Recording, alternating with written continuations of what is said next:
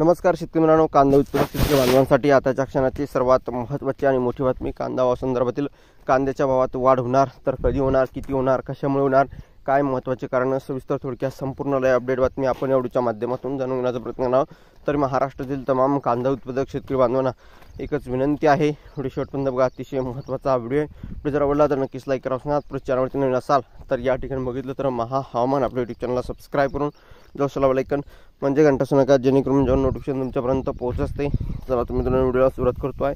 कांद्याच्या भावात वाढ होणार तर कधी होणार, कशामुळे होणार, काय महत्त्वाचे कारण, सविस्तर थोडक्यात संपूर्ण लाईव्ह अपडेट बातमी आपण या व्हिडिओच्या माध्यमातून जाणून घेण्याचा प्रयत्न करा. तर स्क्रीन होऊ शकता. एकंदरीतच शेतकऱ्यांचं या ठिकाणी निर्णय घ्या, शेतकऱ्यांविषयी निर्णय घ्या. अन्यथा कृषी मंत्र्याच्या घरासमोर बोंबाबोंब.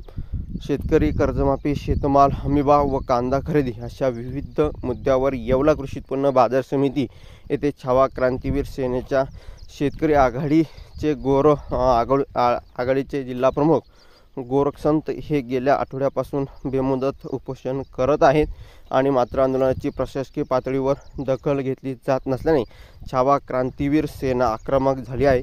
शेती आणि शेतकऱ्यांच्या प्रश्नावर 2 दिवसात निर्णय घ्या, अन्यथा कृषी मंत्र्याच्या घरासमोर बोंबाबोंब आंदोलन छेडू असा इशारा देण्यात आला आहे. सरसकट कर्जमाफी, शेतमालाला हमीभाव, नाफेड व NCF या संस्थांना खरेदी प्रक्रियेतून दूर ठेवण्यात यावे. त्यांच्या संबंधित शेतकरी उत्पादक कंपन्यांचे महासंघ व कंपन्यांची सखोल चौकशी करावी. दोषी कंपन्यांना काळ्या यादीत टाकावे. स्वामीनाथन आयोगाच्या शिफारशी तातडीने लागू कराव्यात.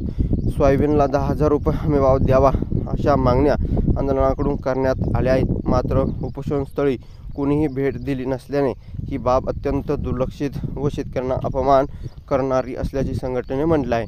सेनेचे अध्यक्ष करण गायकर उपोषणस्थळी उपस्थित झाल्यानंतर त्यांनी तहसीलदार आबा महाजन, शहर पोलीस निरीक्षक धीरज महाजन या ठिकाणी बघितलं. सहाय्यक निबंधक राजपूत यांनी संपर्क साधक उपोषणस्थळी बोलवले. गायकर यांनी प्रशासनास 2 दिवसात अल्टिमेटम दिला आहे. धन्यवाद. लक्ष्मी जेवणाचे धन्यवाद. भेटू आपण.